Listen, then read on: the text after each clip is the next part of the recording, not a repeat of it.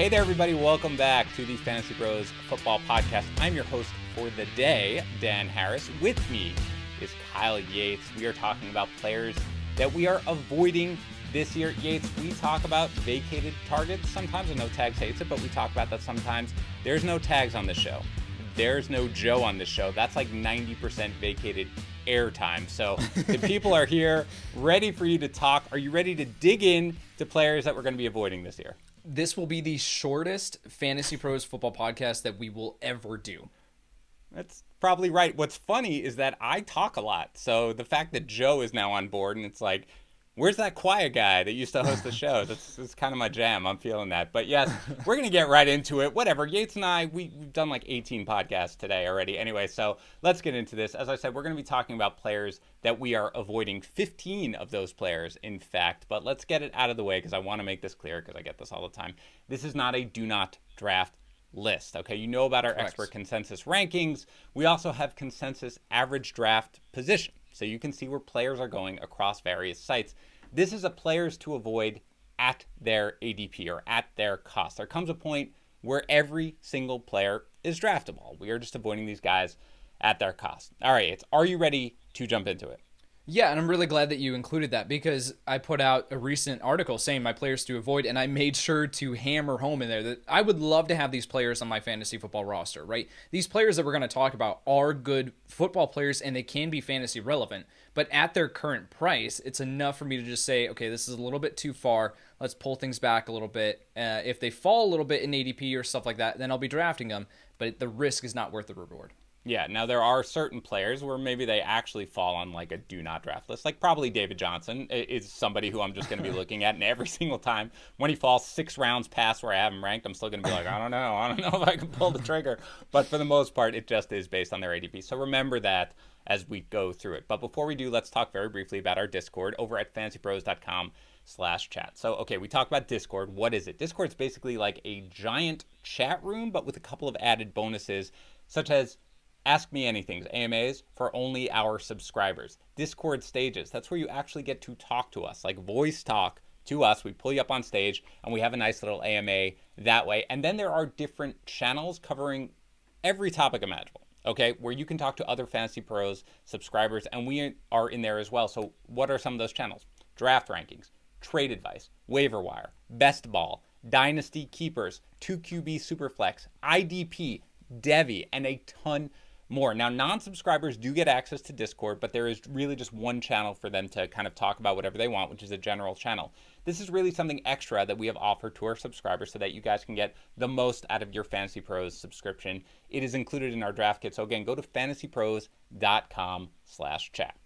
All right, Yates, players to avoid. Let's start with running backs here. That's what people like to hear about. So let's start with a running back that you are avoiding, again, at their current cost in your fantasy drafts. Yeah, for me, that's Cam Akers at RB11 in current ADP consensus. So with Cam Akers, an incredibly talented running back, I said when he was coming into the NFL that I said he was more of an athlete than a refined running back, and that he was going to take some time to develop. Throughout the course of last season, we saw him take significant strides forward as a pure running back. We saw him really develop, and he was getting a massive workload towards the end of last season where we saw Darrell Henderson, who is a very, very talented running back, move to the bench. So now, moving into 2021, people want to take what we saw at the end of last year with Cam Akers, which was like a 4-game sample size, and they want to extrapolate that on a 17-game season. And I just don't think that that's wise. Where Cam Akers, this offense, yes, is about to take a step forward. He should be more involved around the goal line. The scoring opportunities are going to be there. But for him to assume a 300-plus carry workload or even a 250-plus carry workload, I just don't think that that's something that I can get behind. He's not heavily involved as a receiver either. Maybe Matthew Stafford changes that, but we've seen Stafford target his receivers deep downfield anyway, so it's not like he's a check down king or anything like that. With a 17-game season, I think that NFL coaches are going to be heading into this season way more hesitant to give these unproven running backs, these guys that, we haven't seen. They're not Derrick Henry. The Derrick Henry that we've seen, manage 300-plus carries year in and year out. I just don't think that we're going to see them give them a massive workload to right out of the gate and try to sustain that the entire year. We've even seen Cam Akers deal with some injury in his rookie season. all that goes together for me to say that I think we're going to see a split here. Not a 50-50 split, but I do think we're going to see Darrell Henderson involved enough in this backfield to where they keep Cam Akers fresh for a deep playoff run. This is how NFL coaches think, where Sean McVay is going to look at his team, look at the defense that he's got, now look at the quarterback with Matthew Stafford and what this offense can be and say, we are contenders in the NFC. Like, there is a very realistic possibility that we're looking at the Tampa Bay Buccaneers and the Los Angeles Rams competing for the NFC Championship this year. So if that is the case, you want your running back fresh for when it counts. And that is not to start week one, giving him 29 carries like he had in a game last year. I think we're going to see a much more balanced approach from this offense as far as their running backs. We saw Sean McVay talk about it last year. That just goes together for me to say Cam Akers, I've got him at RB16 in my rankings. If he falls a couple spots, I'm fine taking him. But at RB11, that's assuming that he's getting this guaranteed workload, and I just want to pump the brakes on that a little bit. Yeah, okay. I'm glad you mentioned it because, yeah, he is 11 in consensus ADP. He's also 11 in consensus ECR. So you're at 16 with him. So let me name a couple of guys here and let me know whether or not you're taking them over Cam Akers. Let's go to the current 16 in ECR, Clyde Edwards-Helaire. Are you taking him over Akers or Akers? I would take Akers there. How about Dobbins, J.K. Dobbins? That is super close. I think I have Dobbins. I'm checking right now. I have Dobbins at RB19, actually, so I would take Akers there. Okay. How about, well, we know Joe Mixon, of course. How about Najee Harris? I would take Najee Harris there. I've got Najee Harris at RB10 on the year. Last one, Antonio Gibson. I would take Gibson. Okay. So next question that I have for you is, I understand, and again, you're right, we saw sort of this explosion over the last, 4 or 5 weeks of the season that we didn't see before that. But are you similarly writing off Jonathan Taylor and what we saw? Also a young back, obviously, also exploded, also has other people there who are going to take away workloads. Are you fading Jonathan Taylor at all, given the same rationale that you're using essentially for Cam Akers? And if not, why not? Yeah, I'm really not. And the difference there is the receiving work that Jonathan Taylor has that Cam Akers at least didn't have last year. So with Jonathan Taylor, he scored a ton of touchdowns, but he also had, let me look this up in a second, but he also had plenty of targets that were able to sustain that volume, right? And to be able to sustain that value. So right now I've got JT at RB8 on the year because you're not going to see every single target go to Nyheim Hines. In this backfield in Indianapolis, Jonathan Taylor had 40 targets last year. So I think if he hits that number again this year, maybe even sees an uptick, then that's enough to keep him in the top 10 on top of his workload on the ground, which should be actually pretty comparable to Cam Akers, plus the scoring opportunities in that offense in Indianapolis. And to be fair, I mean, I think having him at 8th is mildly fading Jonathan Taylor, considering that his ADP is 6th. So if you want to say that, but that's understandable.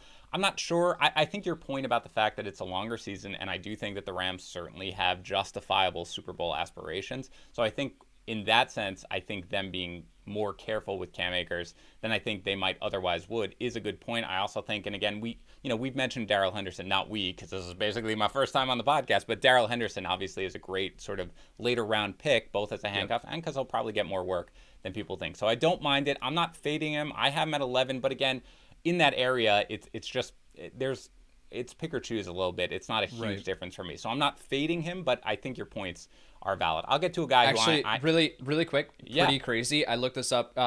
Jonathan Taylor, I have projected for 271 rush attempts on the season. Cam Akers, 271.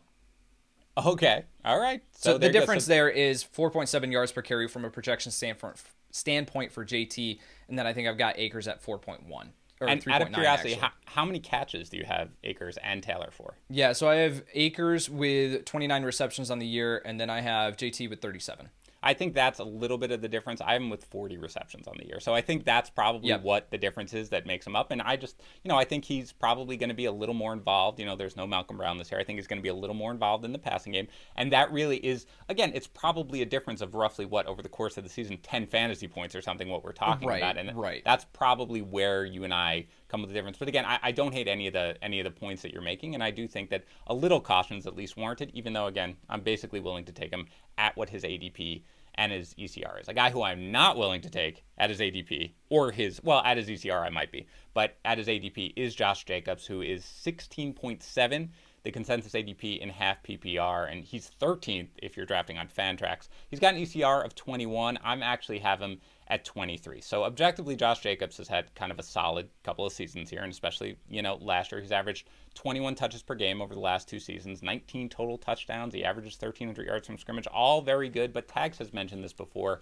When you roster Josh Jacobs, you did not feel like you were rostering an RB1 last year, regardless of his finish. You just never felt great about it. And again, he had Jalen Richard and DeAndre Washington. Now you have Kenyon Drake as a guy who's going to steal some touches. And a big thing with Jacobs is the touchdowns. He was second in the NFL with 66 red zone rushing attempts last year, and those accounted for 11 of his 12 touchdowns. Now he's going to cede some of that, certainly, to Kenyon Drake. Also, I mean, look, I'll throw it to you because I know you and Tags were fighting a little bit over the state of the Dolphins' offensive line last week. I bet you were a little more bullish on them.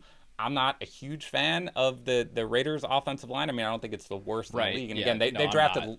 Right. Okay, good. I didn't want to go out there and you'd be like, what are you talking about? What's going on?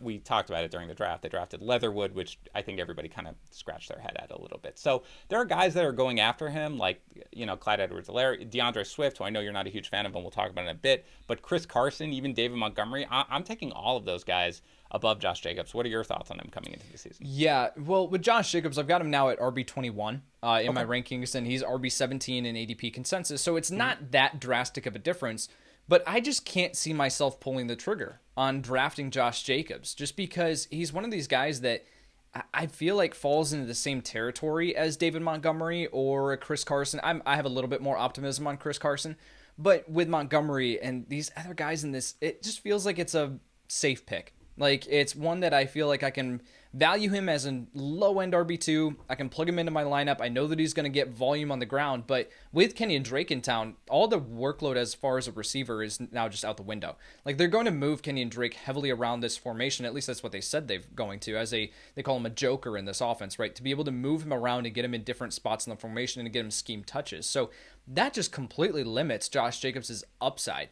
And the thing that, the reason why I'm glad that you're mentioning him here is because we're starting to see people come back to the table now, as far as people who are now starting to pay attention to fantasy football. We've got the diehards that pay attention all offseason, but the majority start to come back here in mid-July and start to pay attention. So they're going to see Josh Jacobs' name.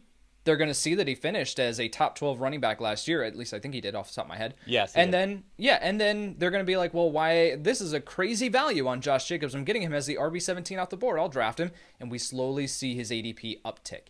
And that's where it's just going to become, that divide is going to become even more. Where I've got him at RB21, he's at RB17. I wouldn't be shocked if we get to the point where he's at RB14, RB13 in ADP. And that's just too much for me to invest in. So yeah, I'm out.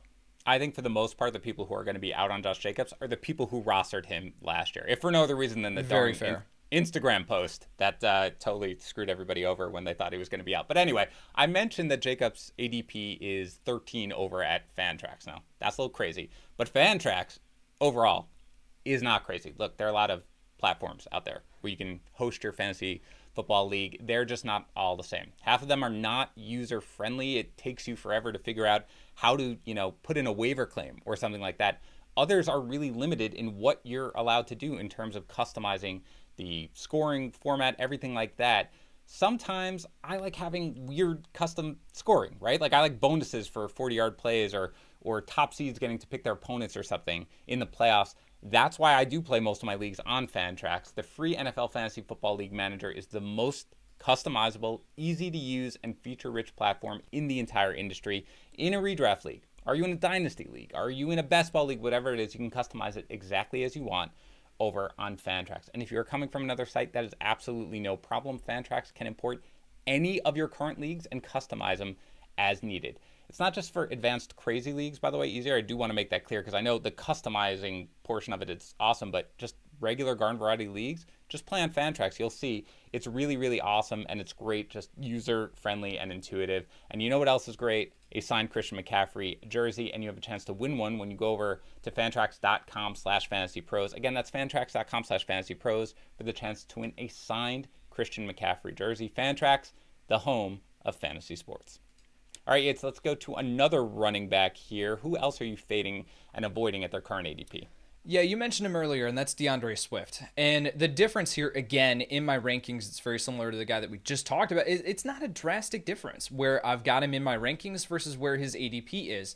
But with DeAndre Swift being valued right now, where is he? He is, I'm trying 18. to, RB 18, and I've got him in ADP, and I've got him at RB 22. So again, just a difference of 4 spots here, like Josh Jacobs, where it's enough for me to have concern. Now, people have been all in my mentions this entire offseason, as I've said about DeAndre Swift, that I will probably have 0 shares of him across the board. And they've said, well, look at the volume in this offense. Like, there's no one else here that he can make up for it with a ton of receiving work. And I get that. But when you are doing projections and you sit down and you look at the potential overall plays ran for this offense, it's going to be very similar to what we've seen with New York, the Jets, and Jacksonville over the past couple of years. They're going to be at the bottom of the league in terms of overall plays ran.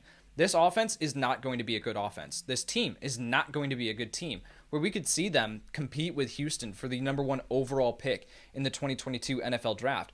If that's the case with DeAndre Swift, and this has nothing to do with this talent, I love the talent, but when you're looking at that situation and the fact that they brought in Jamal Williams, Anthony Lynn has talked about how he wants to utilize multiple running backs, so now you're forfeiting work not only on the ground, potentially the goal line because of Jamal Williams' size, but then Williams is also a capable receiver in his own right. You're splitting that work, which is a smaller pie to begin with, then you're splitting it with Jamal Williams. That's enough for me to knock him down my board here, where I don't think scoring opportunities are going to be there a ton. So DeAndre Swift, I've got right behind Josh Jacobs there at RB22. That's enough for me to say I'm avoiding him at his current price. Yeah, it's interesting. His ADP is 18th, but his ECR is actually 16th. That surprises me that the ECR is higher. Now, Yates, I mean, we do projections. You and I both do it. Out of curiosity, how many receptions do you have Swift projected for? Because this is sort of where, for me, it's hard for me to move him down too much, given how many receptions I have him getting. Sure. So I have Swift with 71 targets, 54 receptions. I've got Jamal Williams with 60 targets, 49 receptions. Okay. All right, so I think probably the difference is, again, not a huge difference. I have him 18th. I have him right where his ADP is. And again, at this, it's a fade, Yates, because we're talking about, Right. You're avoiding him based on that it is. But again, this is not something where it's like, oh my God, I'm drastically out on DeAndre Swift. You won't have any shares because you have him 4 or 5 spots here in that range. That's where somebody else is going to take him before you. But I think that's what it is. I think a lot of this is just a little bit of talk about Jamal Williams. His contract, I get Lynn. He likes to feature 2 backs in the end. I don't see him factoring into the passing game quite as much. It's not a drastic difference or anything like that. But I do think that I'm willing to take Swift around where he's going, because I do think that, look, eventually they have to know, Jamal Williams is a perfectly capable back. I don't mean to disparage him in any way. He really is.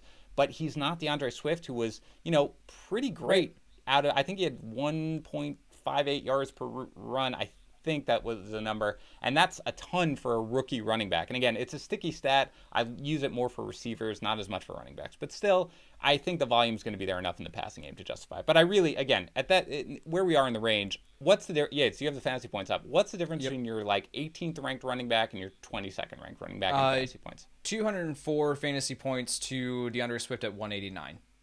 Okay, yeah. So that's like a point a game, less than a point a game or something like that. So I like it. All right, I'm with you. Again, it's sort of like Akers. I completely understand your points. I'm pretty much in line with the market, but I get where you're coming from. So let me talk about somebody else here.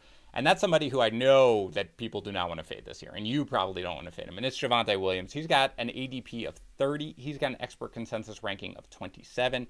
I have him at 34. Now, the Broncos traded up to get him.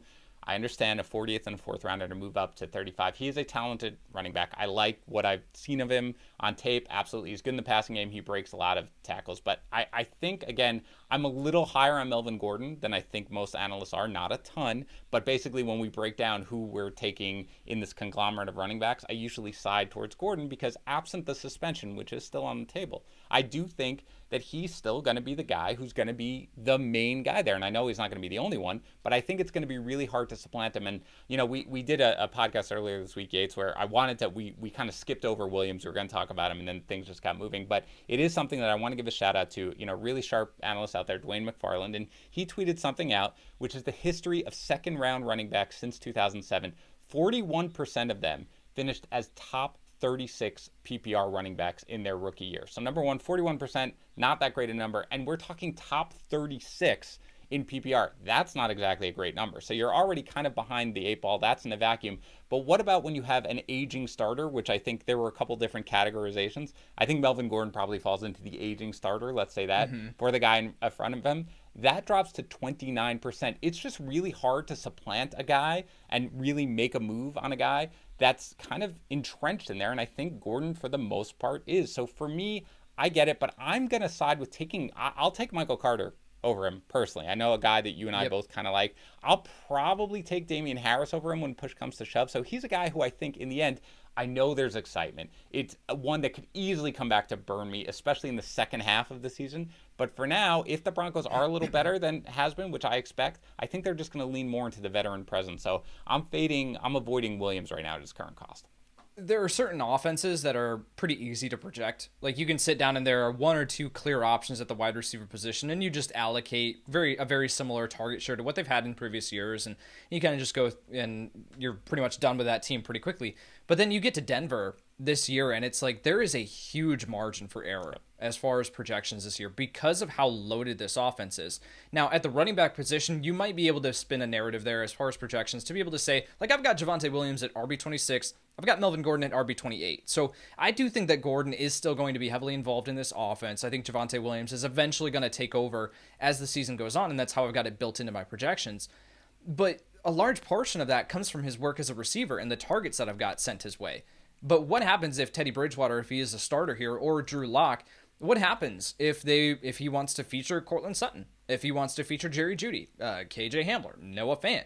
Like there's a huge margin for error here because if you don't get the target shares right with this offense as it is, as a very loaded offense, then you're going to miss pretty drastically on projections here. So I do like Javonte Williams this year. I think that we need to kind of pull the reins back in a little bit here to say, like, he's not going to, I don't think he's going to have like a J.K. Dobbins season from last year where he kind of emerges as the season goes on. I do think we're going to see Melvin Gordon involved all the way through, and then next year is when we see Javonte Williams completely take over. But if we do see something happen to Melvin Gordon, whether it's via the suspension or an injury or something like that, then that's where we could see Javonte Williams just absolutely take over because I think he's got the talent to be a top 12 fantasy running back. Yeah, I'm in pretty much agreement with what you said, except for the fact that you're taking him over Gordon. I'm definitely not doing that. I have Gordon ahead of him. But I will say, to your point, by the way, this year, more than any other year I can remember, projecting like you mentioned, like there are like 5 or 6 teams where I'm just like, don't know. I mean, I'm taking New Orleans, New England, oh my San God, Francisco, Denver. Yeah, there's quite a few teams. It's just nuts. It's just nuts, really, more than usual. Okay, let's get to your final running back that you're avoiding. Who is it? One of those teams that is very difficult to project, that is Philadelphia. And I'm going to go with Miles Sanders here as a player that I am avoiding heading into this year. Now, for all the talk that we've had with Miles Sanders in previous seasons, it's been that he is an incredibly talented running back. He's very efficient, shows flashes. He should be utilized more as a receiver out of the backfield. But Doug Peterson loves to utilize multiple running backs. And so now when Doug Peterson was fired from the Philadelphia Eagles, we go, all right, finally, this is Miles Sanders' season. And then we see Nick Sirianni be brought in from Indianapolis underneath Frank Reich. And what has Frank Reich done? Which actually, Frank Reich underneath Doug Peterson. So the chain just kind of continues. Right. He's utilized multiple running backs. We saw that last year, even with Jonathan Taylor having as talented of a running back as Jonathan Taylor, even though you saw the majority of the work as the season went along, you still saw Jordan Wilkins involved. You still saw Nyheim Hines involved. So Nick Sirianni is bringing over this mentality, and we've seen it play out in the offseason by their moves. We've seen them sign Kerryon Johnson in free agency right away as soon as he was released. They've still got Boston Scott on this roster, who's a capable receiver. Jordan Howard is still somehow on this depth chart. You've got, they drafted Kenneth Gainwell in the 5th round. So there is a very difficult path for Miles Sanders to see a significant workload here. And for an offense that I am not projecting to be a top 15 offense, which means that the scoring opportunities here are not going to be crazy for Miles Sanders, he's got to do it on the back of pure volume or insane efficiency. And that's just something that I can't project comfortably. And he's also got some injury risk to him too. So Miles Sanders, I've got, oh, it's funny, we're just going right down the board here. I've got Jacobs at 21, DeAndre Swift at 22, Miles Sanders, RB23. I just don't see it here this year when we have guys like Kenneth Gainwell who can step in as he's a phenomenal receiver, guys. Like, if you have not heard the name of Kenneth Gainwell, if you're just tuning in, rookie running back out of Memphis. You need to go to YouTube, watch his highlights. Best pass catching back out of this entire past draft class. No idea how he fell to the 5th round. He's going to be a factor as a receiver. So that just goes together for me to say Miles Sanders. I'm avoiding him. I'm in agreement on this one. He's 18.3 in ADP. He's 20th in ECR. You said 23rd. I'm 22nd, so we're both fading him, certainly, as to where just the public and the other analysts are with him. I mean, again, we've listed the running backs already, but you're taking Carson over him, right? Yes. Yep. So am I. Yeah, Dave Montgomery? Yeah, I've got Carson at RB15, so that's a drastic difference. Okay. And then I've got Montgomery at RB20. So, yeah, but right still in that over. range. Yep. Mm-hmm. Okay, yeah. I am too. And again, it's just everything about this screams we do not want Miles Sanders to be like our bell cow back. Like everything about it. And like you said, he basically has to be the most efficient back in the league if he's going to kind of justify this ADP right here. So I'm fading him as well. Not a player who I'm going to have probably on any of my rosters, unless randomly we're in the same league and you and I make every single right. We together. just play chicken. We just play exactly. chicken and let him fall. In which case, I am one spot higher on him than you are, so I'll be all over him. All right. So before I get to my last running back, you guys hear about Pristine Auction a ton on this show. There is a reason for that. It is because Pristine Auction is awesome. There are times where I want sports memorabilia, okay? And I go to pristineauction.com and I look for what I want, and maybe I put in a bid.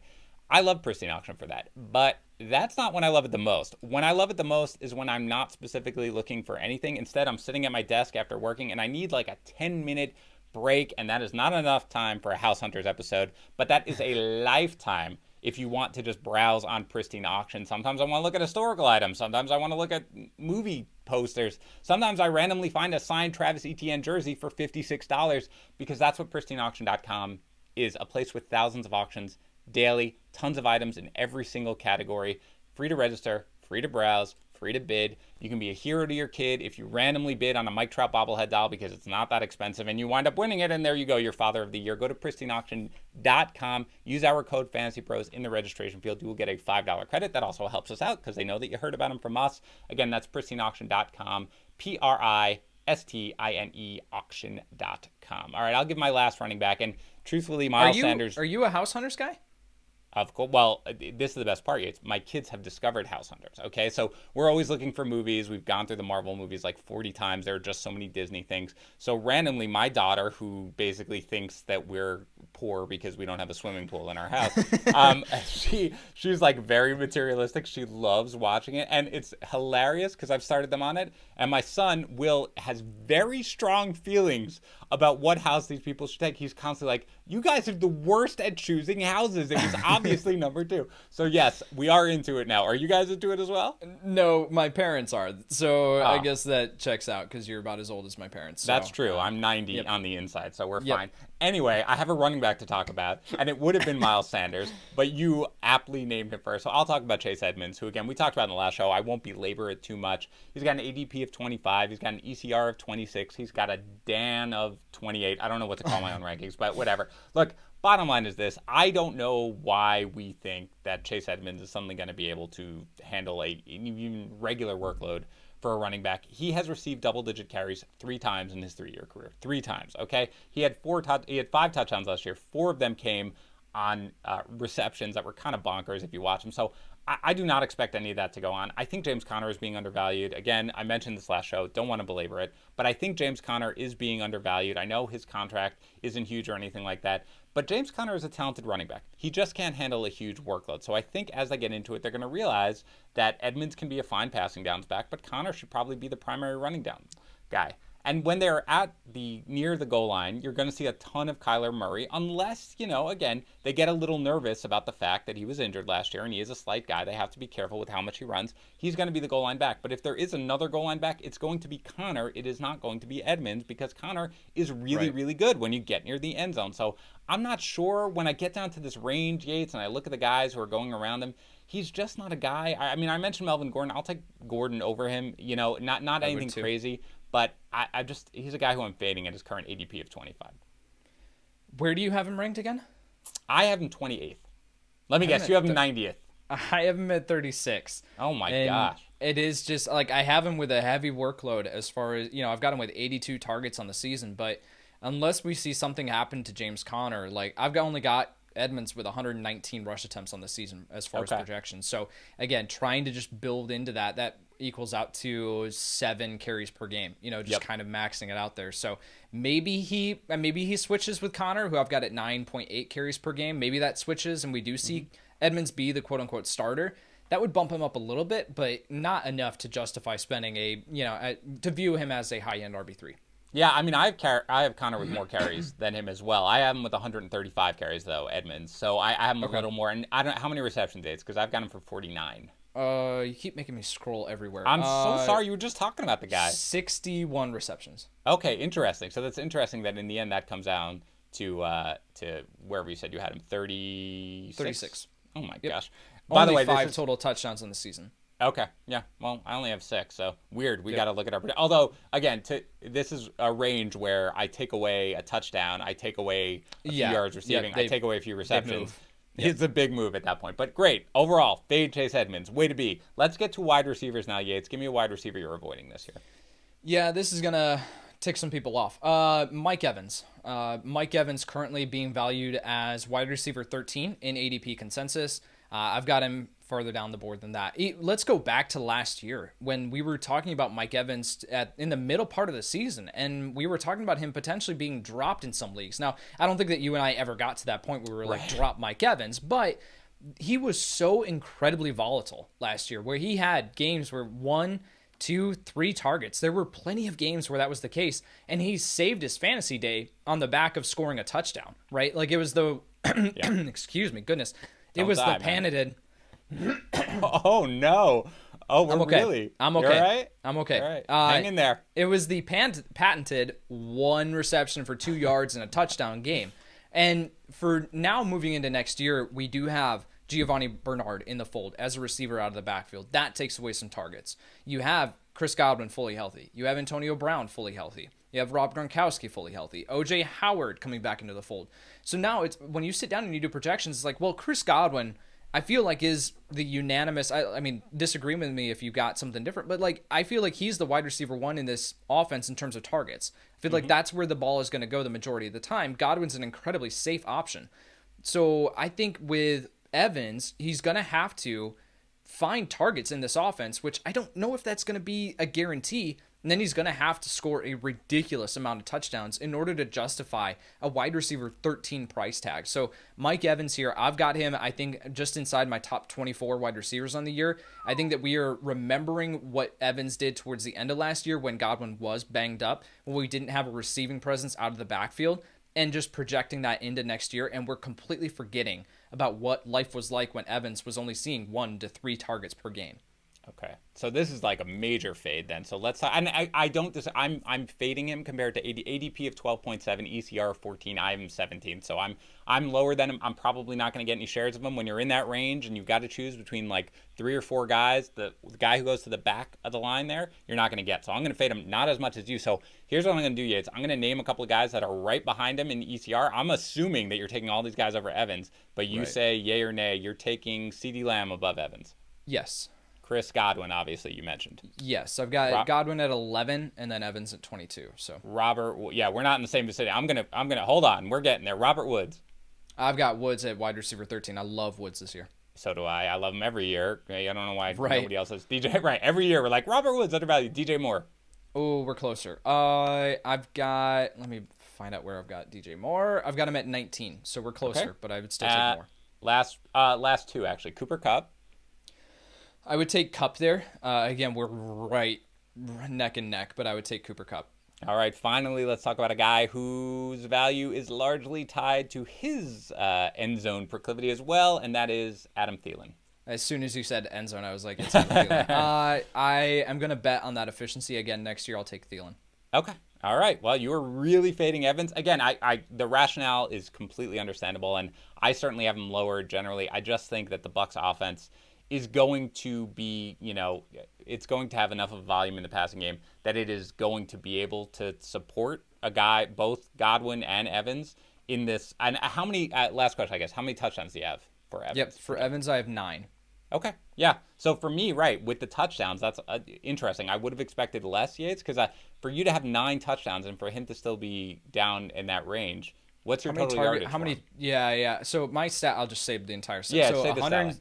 107 targets, 70 receptions, 973 receiving yards, and 9 touchdowns. Okay. Yeah. So you're fading a little bit on the receptions and you're fading a little bit on the yardage, but your touchdowns are pretty much there. It's not, again, I hate to keep saying this, but it is fair because that's a big number that Yates is sort of differentiating from both ECR and ADP, but for the most part, it's not like I have him 5 more receptions, like 120 more yards and the same number of touchdowns. That's a huge difference, right, in the rankings and what it is. But realistically, that's like maybe half a catch per game. Yeah. And, 10 yards. And again, like I would love to have Evans on my roster, like I said at the top, but as a wide receiver 2, a low-end wide receiver 2, where I can live with the ups and downs, the volatility. At wide receiver 13, you cannot live with that volatility. He has to hit for you. So I just don't know if that's a guarantee. I think that's all fair. Before we get into my receiver, let's talk about the fact that medical emergencies are just things we don't really plan for, but we need to be ready for, because what usually comes with a medical emergency, unfortunately, is a giant bill. Sometimes that comes from when you stay in the hospital itself, but sometimes, which people don't realize, is it comes actually from the transporting you from wherever you need to be taken to the hospital, and that's why there's Air Medcare Network, which helps you rest a little bit easier because members get world-class emergency air transport services to the nearest hospital with no out-of-pocket expenses, not a dime. It's a great way to secure financial peace of mind. Memberships to Air Medcare Network cost as little as $85 for the year for your entire household. And right now, as a Fantasy Pros listener, you will get up to a $50 Visa or Amazon gift card with a new membership. Just go to airmedcarenetwork.com/FantasyPros and use the code FantasyPros.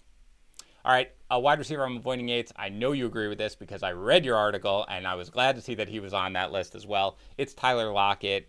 He is 22nd in ADP. He is 23rd in ECR. He is 28th in my heart. It's really just consistency. Is that what you're calling your rankings now? I need to come up with something, all right? I don't know. I need something. I like it. All right, in my heart. There you go. It's just consistency. Yeah, it's sort of like the same thing with Jacobs. Like, he ended up great as a wide receiver 1, but you never felt that way except for 2 random weeks, really, or 3 random weeks if you play into week 17, where he just dominated. Other than that, 9 of his 10 touchdowns came in 4 games. 2 of them were in week 17, by the way, where it didn't even matter.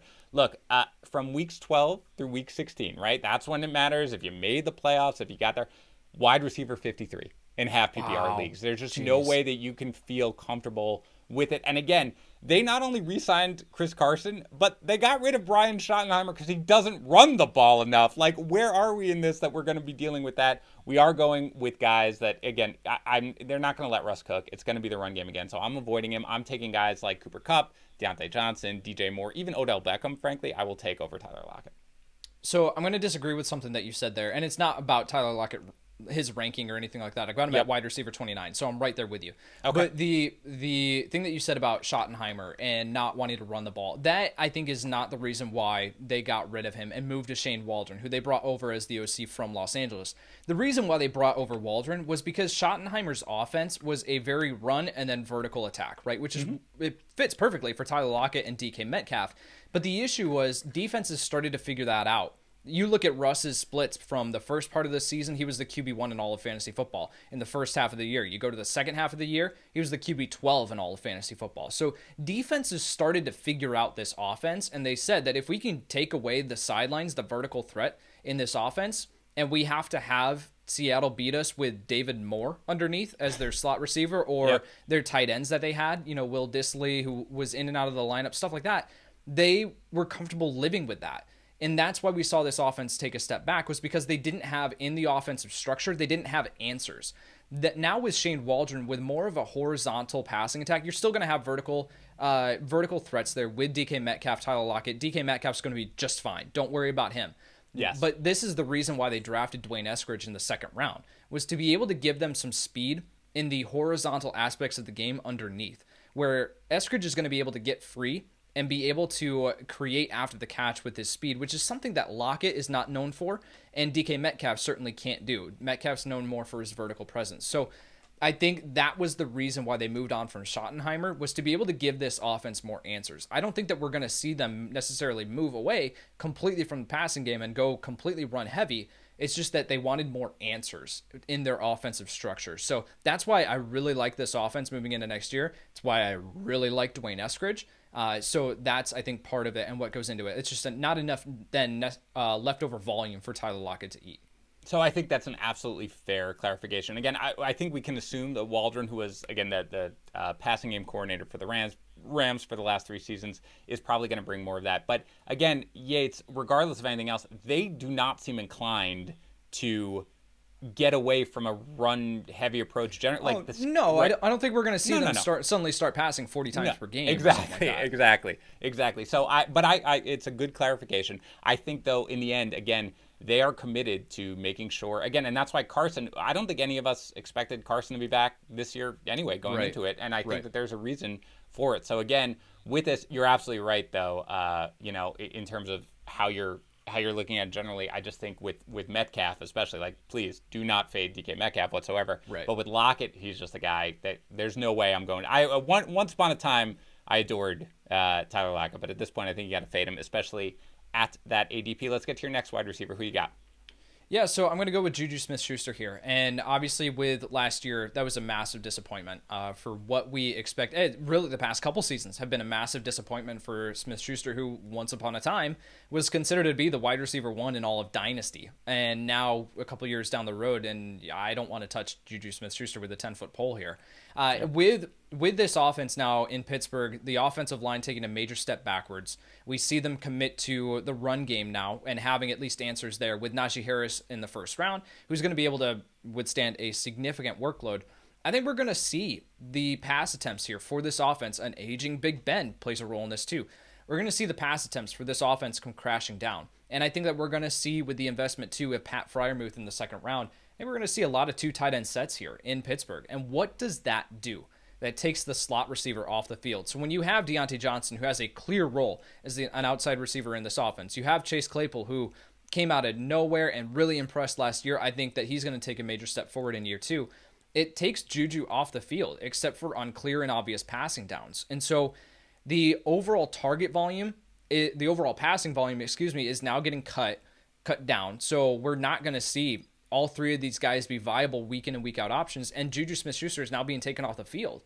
And what does that do when you're looking at their ADP where all 3 of these guys are in the wide receiver 20 range? I mean, you've got Deontay Johnson at wide receiver 22. You've got Claypool at wide receiver 27. Mm-hmm. Yeah, and then Juju Smith-Schuster's at 29. Like, Juju Smith-Schuster is not returning wide receiver 29 value. He's going to have to score a ridiculous amount of touchdowns, and I just don't want to bet on that. So I've got Smith-Schuster way down the board here because I cannot find the target volume if he's not going to be on the field as much as he has been in years past. And for Juju, they only signed him to a 1-year, $4 million deal. He was hanging out on the free agent market. So I think that they were comfortable moving into next year saying that we can find a cheap replacement as a slot receiver because we're not going to have a clear role. But Juju wanted to stay here with Pittsburgh, with the team that he loves, and I don't fault him for that. But I just don't think that the production is going to be there unless we were to see something happen to Deontay Johnson or Chase Claypool. Okay, so you said you have him way down there. What's way down there? I have Juju Smith-Schuster right now at wide receiver 51. Oh my gosh, Yates. Okay, so let's just go to ECR. Okay, and let's go right now in ECR. Jalen Waddle is the 51st wide receiver. Are you drafting Waddle or Juju Give me Smith-Schuster? Waddle. Give me Waddle all day long. All right, Marvin Jones is the 50th wide receiver. Are you taking Marvin Jones? Now we're in the same area. I've got Jones at 52. Okay, so that's where you are. How about Michael Pittman Jr.? Give me Pittman. You know I love Michael Pittman. You know that's the answer. Last one, Mike Williams. I do not have Mike Williams ranked highly at all. I have at 63, so I will take Smith-Schuster there. Okay, so a guy who I listed as somebody who I was avoiding was Claypool, so I'm interested to hear you thinking that he's going to take a step forward. Again, for me, my reasoning was, and it's not when you fade a guy, kudos to you, Yates. You fade the heck out of them. I like it. I'm more like, oh, you've got an ADP of 27.3. He's 32nd in my ranking. So that for me is enough of a fade where I'm off him. But again, the big thing for me was, number one, the return of Juju Smith-Schuster. Number two, the fact that they drafted Najee Harris, and I think they're going to want to lean into the run a lot more. I mean, Ben had 608 pass attempts last year in 15 games. I've got him at 609 this year in 17 games. So I think that the passing volume is generally going to go down. I think even if Claypool plays more of than the 63% of the snaps that he played last year, that just his general efficiency is going to go down, or not his efficiency, but his target, just, volume per game. is going to go down. So I have him, sort of being better, like everybody, because it's 17 games. But again, for me, unless, he scored 11 touchdowns last year, 9 receiving, 2 rushing. If he gets that again, great. I have him at 7, so that's probably where, the difference comes in. But for me, I'm fading him a little bit. I would take somebody like DJ Chark over him, but you're a little more bullish than on Claypool. Yeah, with Claypool, I mean, it's hard not to be excited about this guy. Viewing what he did in year 1, I mean, 109 targets last year, 62 receptions, 873 yards, and 9 touchdowns. So, I mean, with Claypool, I've got him 107 targets on the year, 63 receptions, 948 receiving yards, and 8 touchdowns. With Smith-Schuster, I've got him at 95 targets, 68 receptions, 700. Because let's not pretend that Juju Smith-Schuster is like the model of efficiency, Sure. So it's like, I've only got him with 10.5 yards per reception. And that's not going to cut it. That's not going to be enough for him to be able to get into this range of returning value at wide receiver 29 or whatever he's being drafted at. So, I mean, unless you're projecting ridiculous things from Ben as far as passing touchdowns, I just don't see Smith-Schuster hitting 8+ touchdowns, and that with the volume concerns that I have, that's not going to be enough for Smith-Schuster. Yeah, I mean, I agree that I'm lower on Smith-Schuster. You're just basically like, do not draft. But where do you have Claypool out of curiosity in your range? Yeah, that's going to be the difference. Is if you're a little bit lower on Claypool, then you're probably designating those targets to go to Smith-Schuster. Right. So with Claypool, I've got him at wide receiver 28. Okay. All right. I think that's fair. And really, that's when I'm looking at it. That's really what it is. It's the difference between Smith-Schuster and Claypool. But again, it's not a crazy amount that I'm 32 on Claypool right now. So it's not like I'm like, oh God, run away from him like you are. Mm-hmm. Don't ever draft. Juju Smith-Schuster might actually be on your do not draft list, even though we said probably. We don't have that. Yeah. All right. So let's get to your last wide receiver here before we very quickly run through our quarterbacks and tight ends. Who do you got? You know what? This one is not necessarily something that like I have a ton of stats to bring to the table and be like, this is why this, it's Brandon Cooks. And primarily this is because I just don't want any shares of this offense. Like what is the upside to drafting a David Johnson or Brandon Cooks? When you're in this range where they're going, and Cooks is, I think, last I checked, wide receiver 37 in 38. Yep.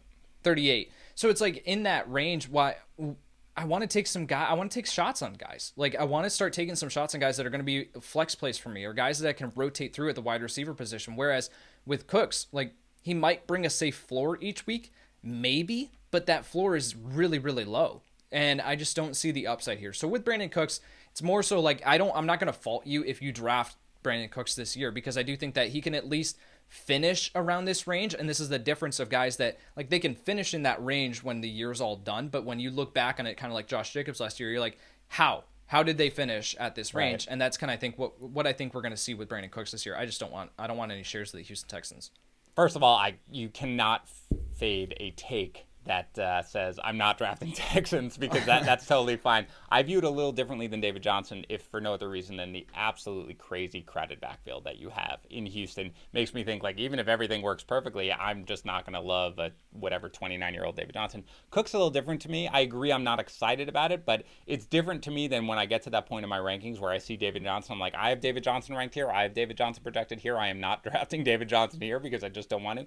Cooks I can live with just because he always figures out a way to be a top 15 wide receiver, and I get it. Like right. that doesn't mean anything, right? Because you look at the end of the year, and Tags always, yells about this. Who cares where somebody finishes? I agree, but if it's Tyrod Taylor, he's going to get 1 million targets. They're probably going to be decently, accurate, and he's got, he's the only game in town really there, with Fuller gone and everything like that. So for me, I'm willing to draft him right around his ADP at 38. I'm not running away from him, but again, fading Texans cannot be like a what are you doing in this year, Yeah, and it's like and it's like we talked about with the previous episode. It's like David Johnson, I've got at RB32, which is right in line with his ADP. Brandon Cooks, I've got at wide receiver 39. So it's like in normal circumstances, I would probably be like, draft these two guys. But when you take into the greater context, that's just enough for me to say, I'll let someone else deal with them. All right, let's go back to you here for your quarterback, and let's talk about why you're wrong in fading this player right now. Go ahead with your quarterback. Anyone who has followed along this offseason knows that that's Jalen Hurts for me. Where Jalen Hurts, I think, can be very, very valuable for fantasy football, but I think the difference here is that he falls into the streaming quarterback conversation more so than a locked-in starter. And where we're seeing his ADP start to move to, and specifically the guys that he's being drafted over, that's probably the main part of Jalen Hurts and why I am at least avoiding him this year. is because of the guys that he's going over that I feel like are safer bets. With Jalen Hurts, I have his tape going back to Alabama, to Oklahoma. There has been plenty on tape to make me concerned about him as a passer. And the concern moving into this year is, what if NFL defenses go into the same mindset that they did with Mitchell Trubisky? The Packers were very famous for that quote after week 1, right? It was the kickoff of, I think, the 100th season, right? And they had that quote where it said, we knew that if we could make Mitchell Trubisky play quarterback, we could win. And I think it's the same thing with Drew Lock from last year, where it's like, if we can force this guy to play quarterback and to beat us as a quarterback, then I think that we can win and we can shut him down. And I just don't see enough on tape from Jalen Hurts to make me believe that he can take a massive step forward as a passer, not only from just his tape and what I've seen previously, but then also he doesn't have like any true playmakers. Like Devontae Smith is probably his best receiver, and he's an incoming rookie. And yes, Devontae Smith is incredibly talented, and he's coming off the best college football season for a wide receiver ever. But that's a massive projection to say that Devontae Smith is suddenly going to cure all the ailments that Hurts has as a passer. So there's a ton here with the offensive line coming up on its last leg. There's a ton here for me to just say, I'm letting someone else roll the dice, and I will gladly take a Joe Burrow and Matthew Stafford, Ryan Tannehill, the next 3 guys that are up in ADP over Jalen Hurts this year. Yeah, I'm taking him over all those guys. I mean, his ADP is 10. Yeah, you're nuts. Whatever. Look, I mean, we also had this debate, by the way, last year on Dan and Kyle in the morning where we were talking about him. You did not want any part of Jalen Hurts when he filled in at the end of last year, if I remember correctly, right? I'm not making that up. I think you didn't want him. Yeah, I had him in that same range. I had him as a mid, a streaming quarterback, and there was a very tough matchup up against, I think, the Saints. And I went into it with the mindset of, well, okay, NFL defenses are going to be able to figure out, just run contain. Just run contain on the edges, and you're going to keep Hurts in the pocket, and you'll be able to beat him. And they didn't do that, and Hurts was still able to, rack up rushing total. So I think he can absolutely do that, but the difference here is that I've got Jalen Hurts with only 17 passing touchdowns on the year. Like, Jalen Hurts is not Lamar Jackson, and he's not going to receive that, where he's going to be able to create on his own ridiculously as a runner. Like, he's going to... The majority of his rushes last year, I've been going back through his tape on Game Pass, the majority of his rushes last year were scrambles. So if you can eliminate that, beat him and force him to beat you as a passer, I just think that's... Go ahead. I'm sorry. No, it was that point that I wanted to hit on. I didn't mean to interrupt you, but, you're right. He did have 46 rush attempts, which would be the most ever in NFL history if you extrapolate that over a full season. So I don't expect that. But also, remember, this isn't last year when he's just kind of thrown in because the team was an absolute disaster and just sort of like, okay, gotta figure this out, buddy. And you have 0 at wide receiver. You're right, Smith is a rookie, but he's a huge upgrade over what he was looking at the end of last year. And you have a new coaching staff who has the offseason to design an offense around him, who are smart guys with Sirianni and Steichen. So they're going to be able to figure out how to design without him. Again, even last year, Yates, put aside everything else, like, they didn't even have like a preseason, right? Because you don't even have the preseason games to warm up in it. He's just kind of thrown in, he's scrambling, and yet, with all of that, with a horrible offensive line, with absolutely no playmakers to help him out, with the dude who's just kind of running around with, by the way, a last week game where he's pulled early for absolutely no reason, he's for still a draft basically... pick is the right. reason. Oh, yes, correct. And a reason, but you know what I mean. There's nothing that I've seen that basically makes me think, oh boy, I don't want to draft this guy as my QB1 and a decent QB1 here. I've got him at 9. I just think that the rushing floor is going to be so high that he's going to just fall into that.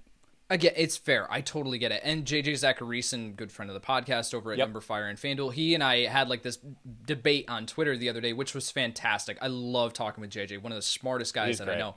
And he's on the pro Jalen Hurts side of this. And so he and I were going back and forth, and he brought up an excellent point. Like, we each had points that were valid, and, there's reasons to love Jalen Hurts. There's reasons to be skeptical. And the point that he brought up that was really good was where you're drafting him right now, it's not going to cripple your team. Right. So if he does take that step forward as a passer, which I don't think he's going to be able to do, but I can absolutely be wrong, then you've got a potential league winner because he does bring that rushing floor. So I definitely get that. My concern is where I've seen some people say that Jalen Hurts, and this was early on in the offseason, I haven't seen it as much right now, but where some very respected names in the fantasy football industry have said Jalen Hurts is a top 5 quarterback. And that is going to be like, if that's right in your face, specifically for the people who are now coming back to the table and they start drafting him at that point, where we start to see his ADP rise up even further, that's the point where I just want to kind of be like, let's pull the reins back here a little bit. Let's kind of keep things measured and just say, like, let's just temper expectations here with Jalen Hurts. All right, so you mentioned Joe Burrow as a guy who you would take over Jalen Hurts. Burrow is my QB to avoid. Now, hold on. It has to be qualified, though, okay? Burrow is 13th in ADP. He is 13th in expert consensus rankings, and he is 13th in the heart of Dan Harris. Okay, so this is like, what do you mean that you're fading the guy? But I'm listing him here because, Yates, when I've done drafts, and we're at the point where you and I are doing drafts already, when I've done drafts, I'm always looking and saying, okay, how many QBs are left, essentially before I get to Burrow, which ends a tier, essentially, for me. And if there's one or two, if Matthew Stafford is the only other guy left to Burrow, or Tannehill or Brady or something like that, then I'm making my move on that guy because I do not want to get left with Burrow. Now, I want to make it clear. Long term, I love Joe Burrow. If I knew Joe Burrow were healthy, I would absolutely have him there. But let's just break this down very quickly, okay? Burrow had surgery in December, okay? Recovery from a torn ACL, from surgery to repair a torn ACL, averages 9 months. The Bengals initially estimated 8 to 9 months. 9 months puts us at September 1st, okay? So you're like, well, all right, well, but it's Joe Burrow. He's young. He's great. That's for an ACL tear. Yates, I'm going to ask you a question. What exactly happened to Joe Burrow's knee last year?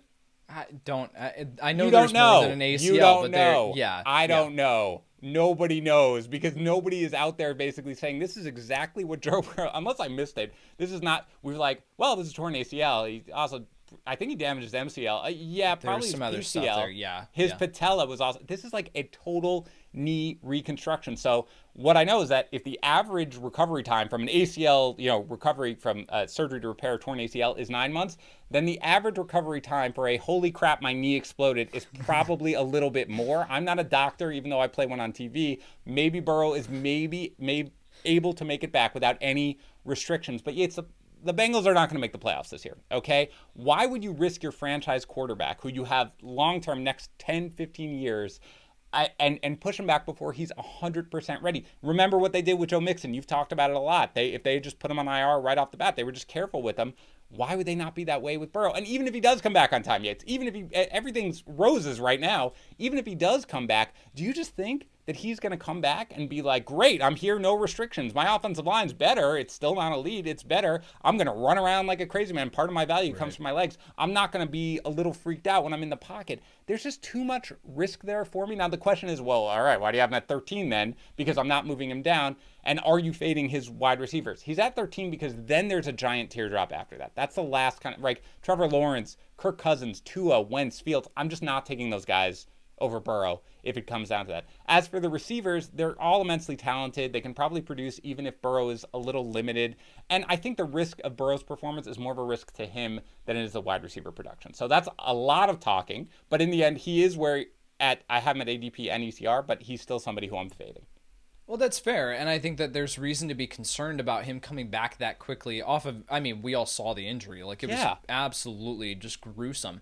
So I totally get that. I think this is a situation that we'll have to kind of play it fluidly to be able to see, all right, through training camp, throughout the preseason, what's the latest news on Joe Burrow?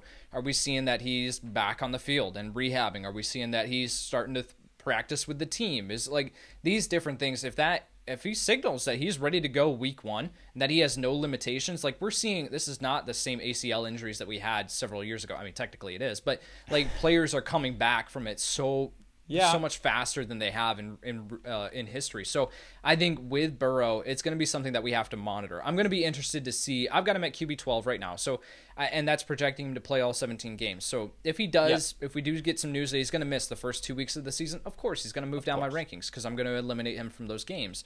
So that's just something I'm going to double back. I'm going to set a reminder here with Siri. I'm going to say, all right, double back here in late August with me, and we're going to talk to Dan, and we're going to see if he's still avoiding Joe Burrow. Yes, that's a good one. And again, this is, as of right now, I'm certainly avoiding Joe Burrow doing drafts right now. I'm not optimistic, even though everything looks great right now, that it's going to be just all peaches and cream when we get there. So I'm probably going to wind up keeping him on my avoid list. But we'll see. Let's finish up with tight ends here, Yates. Not a huge thing, I'm sure, because I doubt there are too many, all your tight ends past the top three stink. So give me a tight end who you're avoiding at his current ADP.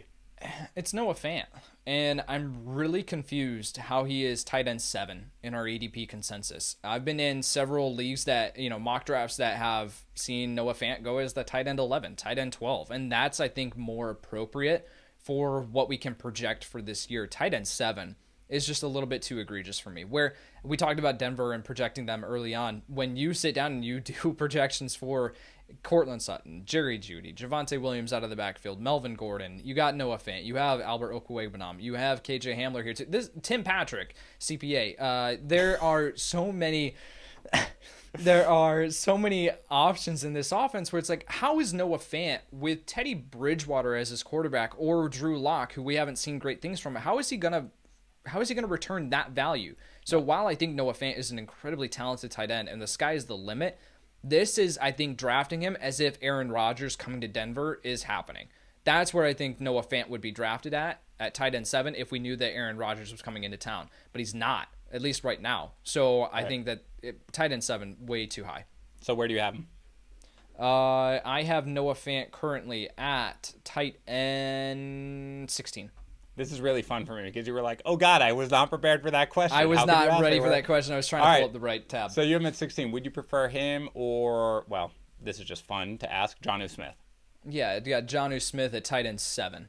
Oh, goodness. Always. Evan Ingram. I have Evan. You want to know where I've got Evan Ingram?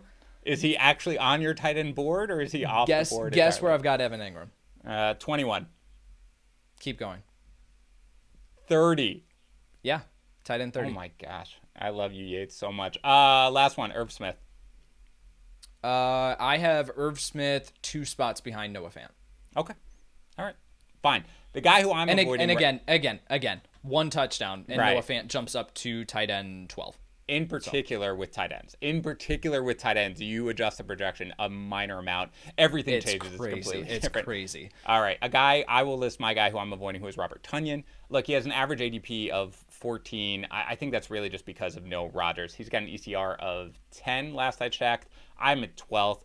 The touchdowns are unsustainable. I'm assuming Rodgers is back, by the way. I feel pretty confident that he's going to be. He was 24th at the position in targets. So you're like, okay, great. Maybe he's targeted a ton in the red zone. No, 11 red zone targets. That was 19th among tight ends. And when he doesn't score a touchdown, his finishes were the tight end 28 in those games. Tight end 26, 28th, 5th, 45th, 18, and 46. So if you just kind of walk back his touchdowns to a normal rate, it's just he's going to be somebody who's going to be maybe a borderline starter, but not somebody who I'm going after. Yates, I assume you have Robert Tonyan ranked like 3rd overall or something like that, so we can be You're bold. close. I have Robert Tonyan at tight end 6. So Go ahead. I love doing podcasts with you, by the way.